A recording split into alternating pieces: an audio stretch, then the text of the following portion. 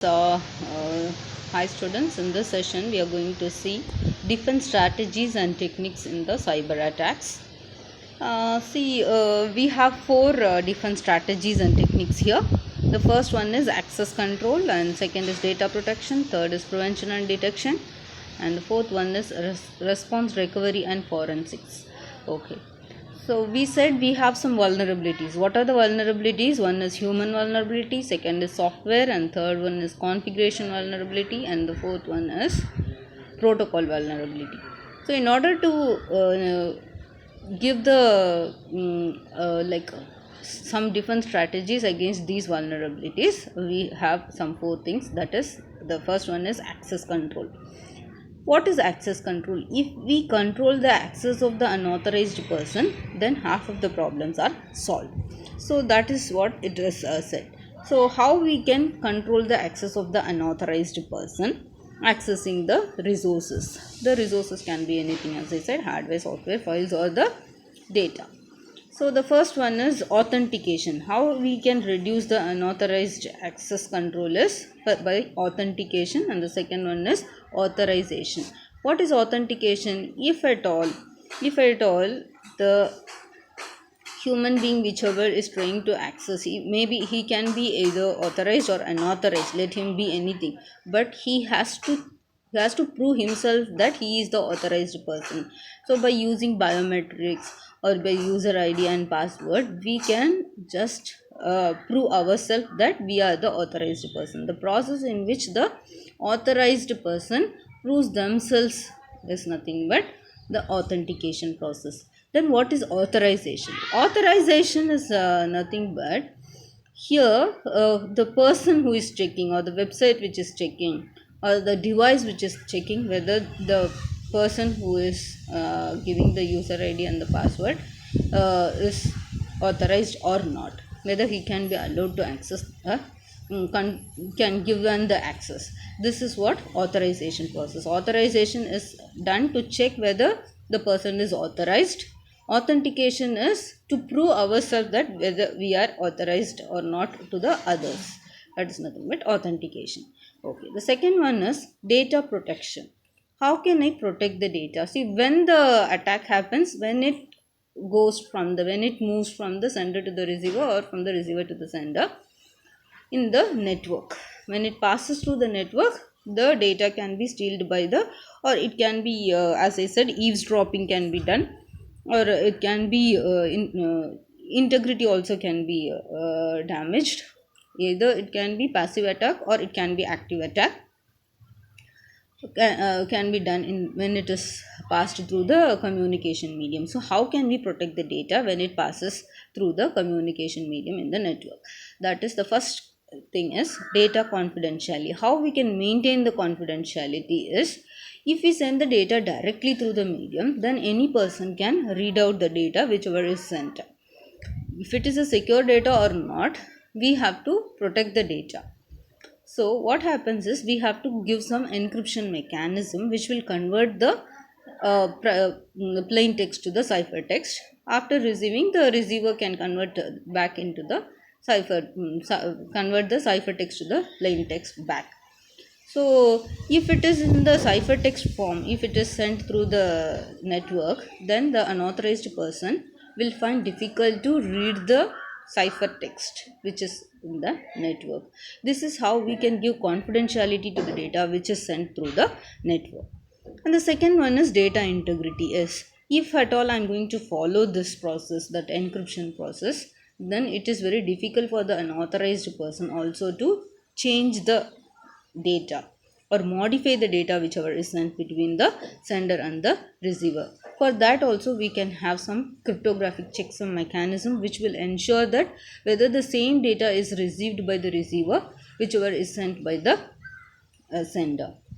So we have some mechanism for checking the data integrity, like cryptographic checksum, hashing also we have to check. So these are the strategies or techniques through which we can provide the confidentiality and we can guarantee the data integrity. Next comes prevention and the detection. Yes, what we are going to prevent is, like, attacks can be prevented. How can it be prevented? is by avoiding these vulnerabilities of human software protocol and the configuration vulnerability, we can prevent it. How can we detect it? So we have some detection mechanism like cryptographic checksum, hashing mechanism to detect whether it has been modified or not. So we have so many techniques of prevention and detection which we can use to prevent and detect the attacks. Next comes response, recovery, and forensics. So what is the response? If at all I am finding or I have detected the attack, what is the response that has to be taken immediately? That we should know. Then comes recovery. Once the attack is done, how will I recover the data? Then comes forensics. Then what I have to do after, if I come to know that this is the person who has steal the information, or if I'm suspecting that this person might have steal the information, what I should do, what I have to do with the forensic department. This is what is the last step if I am going to detect the attack in my company or organization. So these are the 4 steps which we have to follow in giving the defense to the organization.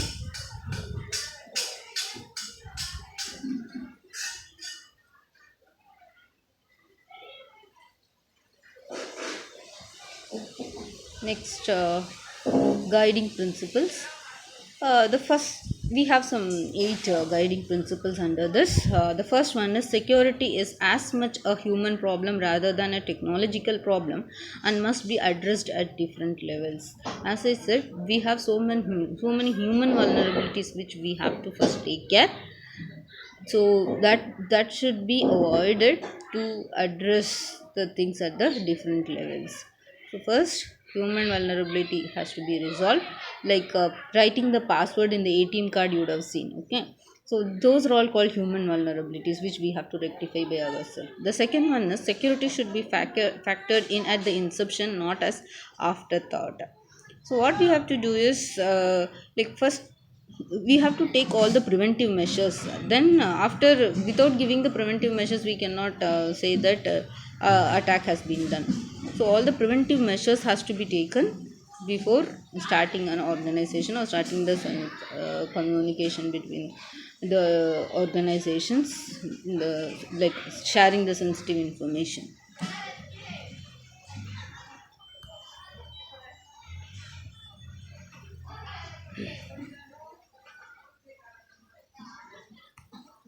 Security by obscurity or by complexity is often bogus.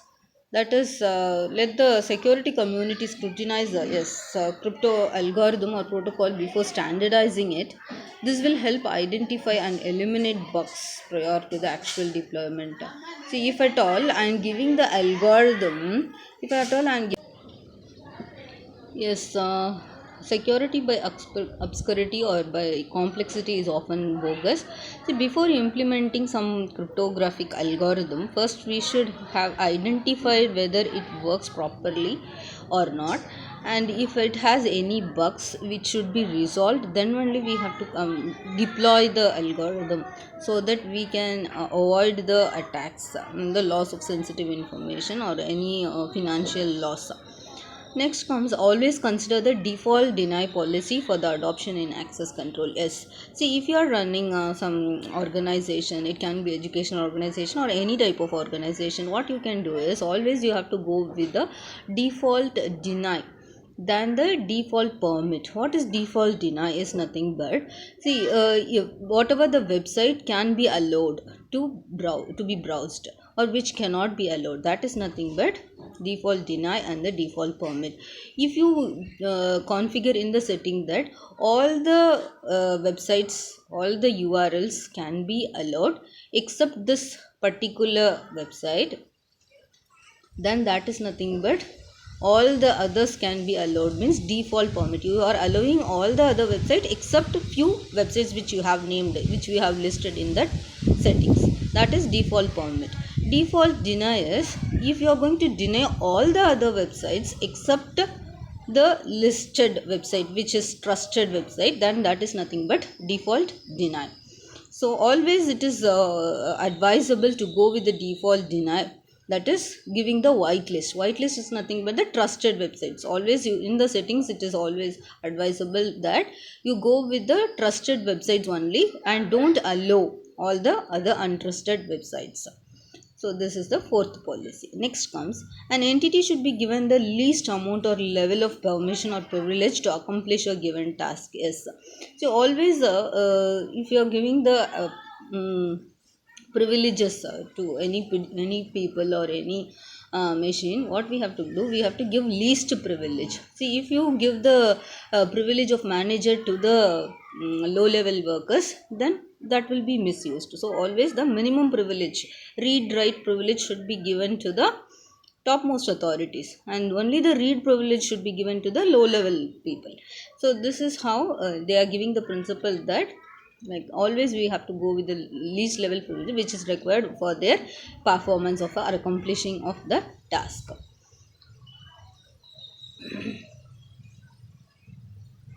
Next, defense in depth could help frustrate carefully laid out attack plans.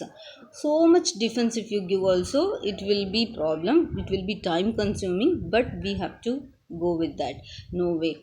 See, a good example of this principle is the use of last two packet filtering applications from different vendors and possibly configured by different system administrators. Is, if you want to go with the good configuration, if you want to avoid the configuration vulnerability, what you have to do is, you have to increase the level of security, you have to use multiple firewalls which is bought from the different companies, like different vendors, and which should be installed by the different specialists or different installing people. Okay, so that if one of the firewall setting fails, the other will be protecting the data or protecting from the attacks. Or if the second firewall fails, the first firewall will protect. If the first firewall fails, second firewall will protect in different situations. So always you have to go with the defense in depth. That actually depends on your application. If your organization have sensitive information, then you have to go with the multiple firewalls. If it has less sensitive information, then one firewall is enough. That basically depends upon your budget as well as the type of the organization you have. Next comes the identify vulnerabilities and respond appropriately. Is, so if you have weakness, you have to respond it up, that type of, first we have to identify what type of weakness you have. As we said, we have 4 weaknesses. You have to identify the weakness and we have to respond appropriately to correct that. If you have human, correct it appropriately. If you have other vulnerability like DNS, then correct it accordingly. So for that they have given the formula, that is risk is equal to assets into vulnerabilities into threats. So what does it says? Like, what and all assets you have, what and all weakness you have, what are the challenges you have. So if you take all these things into account, then you will come to a solution. Next comes, carefully study the trade-offs involving security before making any. So first, what we have to do, as I said, we have to analyze the organization, how much level of security it requires, what is the level of security it requires. So what is the performance it needs, and what is your budget, whether for the security whichever you needed, your budget will cope up. That and all you have to see and analyze the things. Accordingly, you have to act. So security versus performance, security versus cost, security versus convenience and the flexibility. You want high security, but if you want to provide high security, then the convenience and the flexibility will be less. So you have to match both the things. Yeah, accordingly, you have to select the security measures to give in your organization. With this, I am completing this guidelines and the principles. In the next session, we will see the other topic. Thank you. Bye bye.